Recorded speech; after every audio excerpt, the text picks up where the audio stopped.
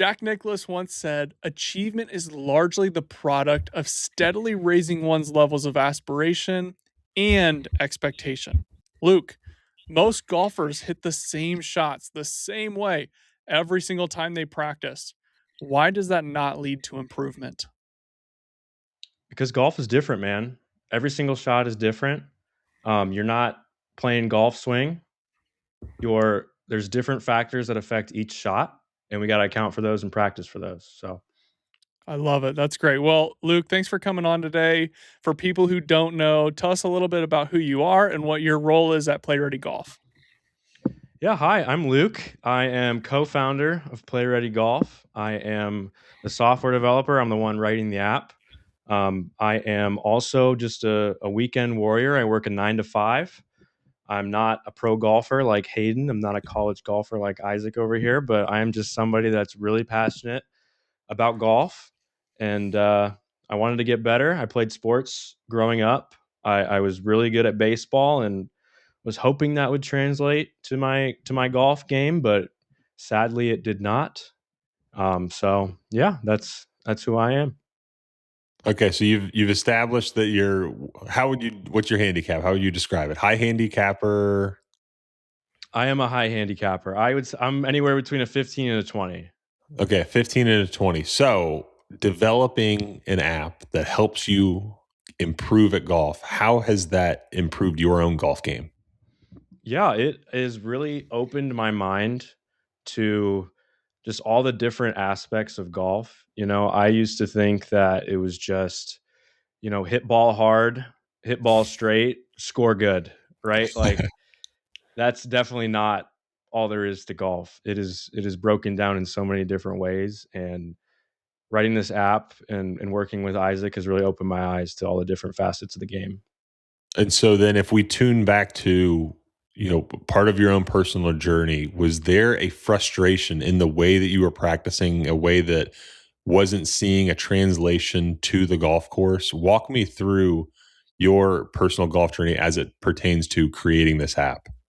Yeah. So for sure, practicing, like when I first started golfing 3 years ago, I I bought a net on Amazon and just hit balls into the net. Didn't Yeah. didn't have any rhyme or reason. Just hit balls into the net and thought, did I make good contact on that one? Didn't care how far it went. Didn't even know where it was going. Just that it was going in the net.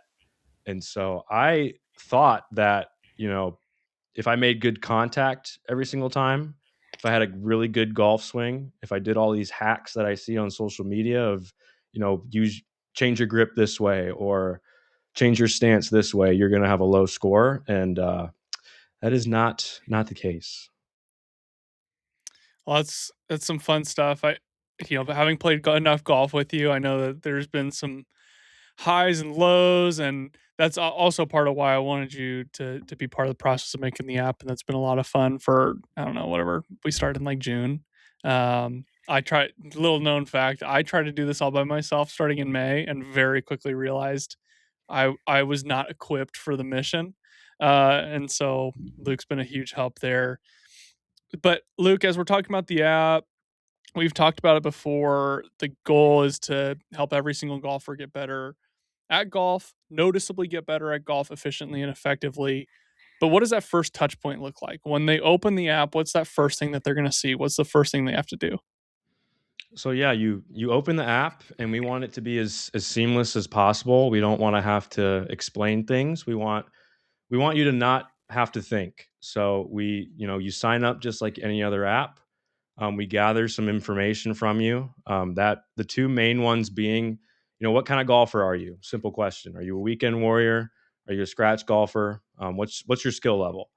And then after that, we just ask, what kind of practice facilities do you have access to? Because it's freezing now in Ohio. It's like 5 degrees outside, and so I don't have access to a range right now. So it's very important to know the app, to know what kind of practice facilities you have access to, like a 10-foot putting space and stuff like that.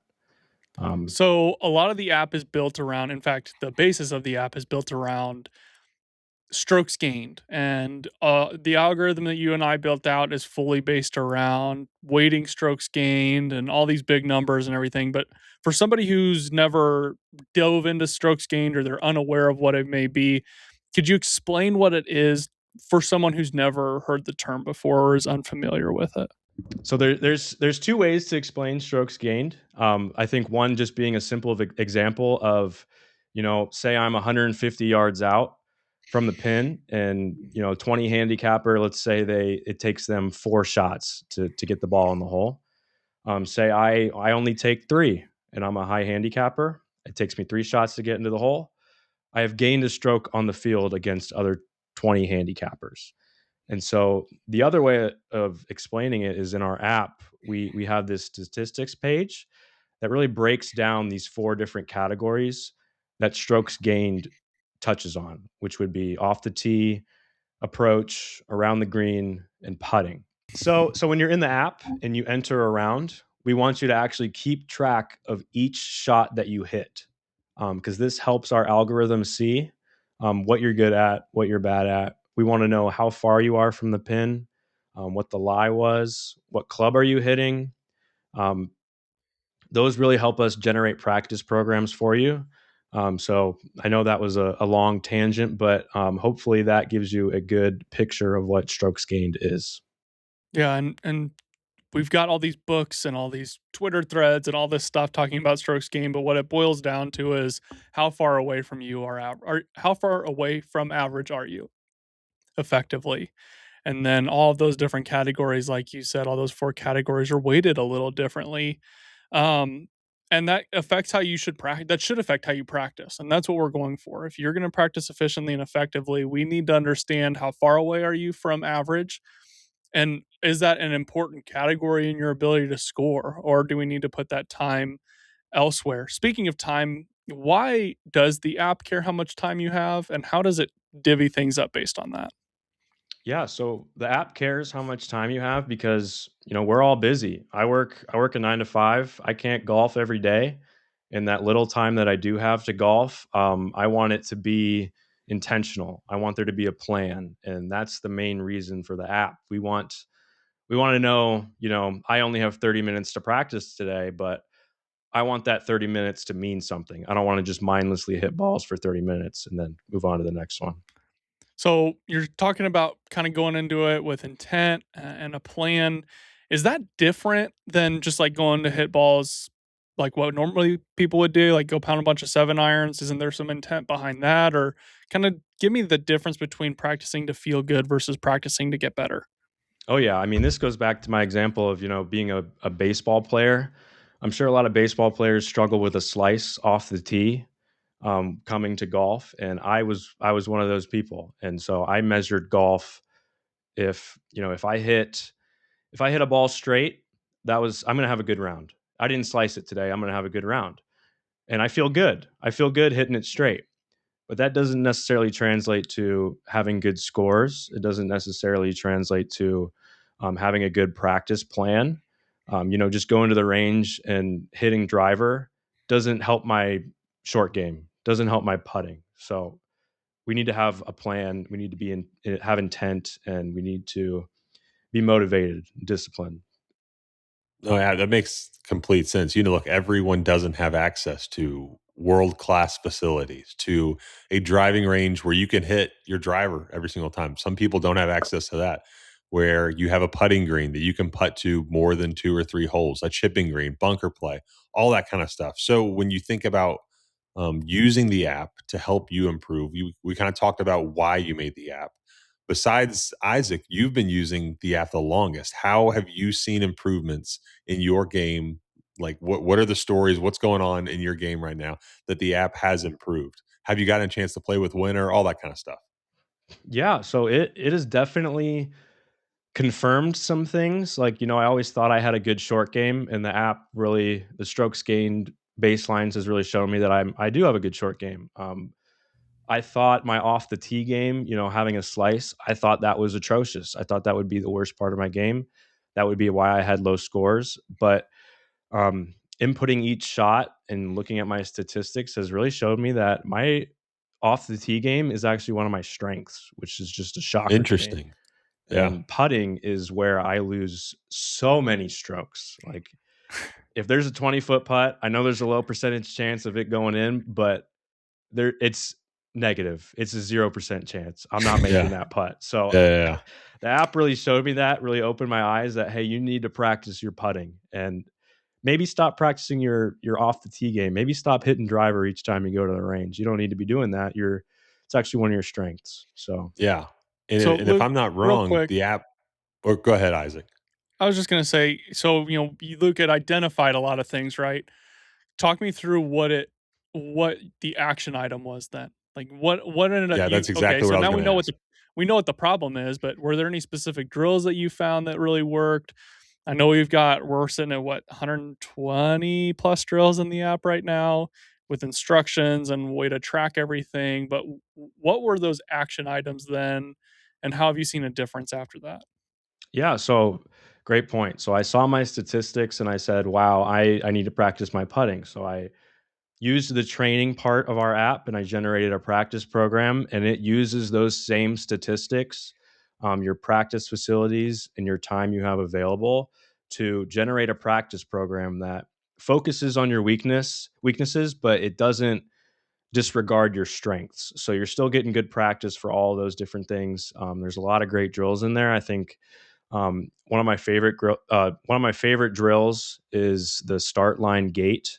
You set up a 20-foot putt and you put a gate about halfway, and then you just try to get it through that gate. Give yourself a point if you make it through, and then you're still trying to get it to the hole. But um, yeah, one of my So favorite drills. so it's that's building a couple different skills, and then you're going in and you're able to track it and make sure you're getting better week over week, kind of like if you were to go lift weights. Like, I mean, nobody can tell, but Luke is incredibly jacked and also 5'3", but Okay. he's got some muscle on him. So like the I feel idea of like one of progressive those is overload, true. I feel like the one of idea of those is true. progressive overload isn't lost on you, and hopefully this has been able to help with that a bit in golf as well. So Yeah, absolutely. I am not 5'3", but yes. Okay, so you developed an app, okay, with Isaac, and you all have created certain philosophies around practice, around improvement. One of the things Isaac and I talk about is that this podcast is here to give you the time and resources that you, or to help you improve at golf with the time and resources you have. Have you had any preconceived thoughts, or has developing this app for improving with golf, have you changed some things about the way that you think? Were there certain things you thought in the past that's completely changed now? Oh yeah, absolutely. I know there's a saying, swing your swing. I used to practice golf swing. I didn't practice golf. So Yeah. I used to watch all these social media videos and think, I need to have a perfect swing to be good at golf. And you don't really have to. Like one Yeah. round, I had one of my best rounds is where I swung loose. I didn't care about slicing it. I actually played for the slice and I shot the best I'd ever shot. And another round I was hitting it straight, hitting it far, but I one of my worst scores. So it really comes down to not just playing your golf swing, but playing to practice golf. mm, I love that. So part of trying to get better at like playing golf as opposed to playing golf swing is knowing like how to track your practice, like we just mentioned. You don't get bigger at the gym by doing the same thing every week. You don't get bigger in the gym by not tracking anything and by not paying attention to what you're doing. So if somebody has never tracked their practice before, what are some simple steps or a simple step to start getting them on the right direction there? Obviously, the app isn't coming out until we'll drop it now March 29th. So we've got some time between now and then. So if somebody wants to start tracking their practice now, what's step 1? So step one would be going in with a plan, practicing with intent. And then one thing that I think our drills do a really good job at is something you can do in your own practice is just treating it like a game, keeping score. If you're doing well, give yourself an imaginary gold star, give yourself a point, you know, try to improve, track those scores and try to improve each time that you do a drill or you go out to practice. I think that's great. And so that's very clearly for a group of people that want to get better at golf, that want to track their practice, that have a desire to lower their handicap this year, or win a certain tournament, or beat their friend, or whatever that is. But who is this app not for? Like, what is Play Ready Golf not for? So this golf app is not for people like me that were just starting out golfing and just practiced golf swing. You know, you're not going to fix your golf swing with a quick hack you see on social media. You're going to see it through lessons or PGA Professional, things like that. So it's really about people that just want to score better, score lower, and get better at golf. Yeah, I think the way that you and I were talking about it earlier was, we don't necessarily like, this app is not for people who play golf through their camera app, Right. right? Like, there is a time and a place for swing improvement. Absolutely. This app is not for swing improvement. This is for developing skills. That's really, really good. I like that a lot. No, that's super, super good because obviously, when we think of golf, there are some baseline things that we have to have. We have to know what's setting up properly, posture, grip, stance, all that kind of stuff. But in order to take your game to the next level, yeah, if we have some of those skills, like we practice with intent, but then also we understand, hey, if I can use this time wisely, it is going to make me play better. And that's all you can look for. So Isaac, Luke, someone's using this app for, let's say, let's look at September, October. Someone's used this app for 6 or 7 months. What should they expect to see? Yeah, exactly.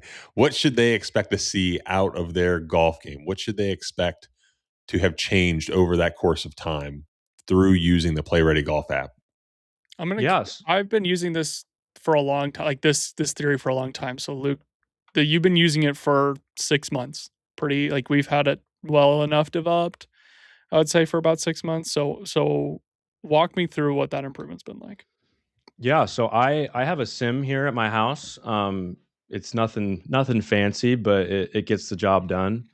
But before going out to practice on it, I was just swinging away. Like I said, just hitting balls into it. But using this app for the 6 or 7 months that we've been developing it, um, my practices have had a lot of intent and a lot of purpose. I playing sports growing up.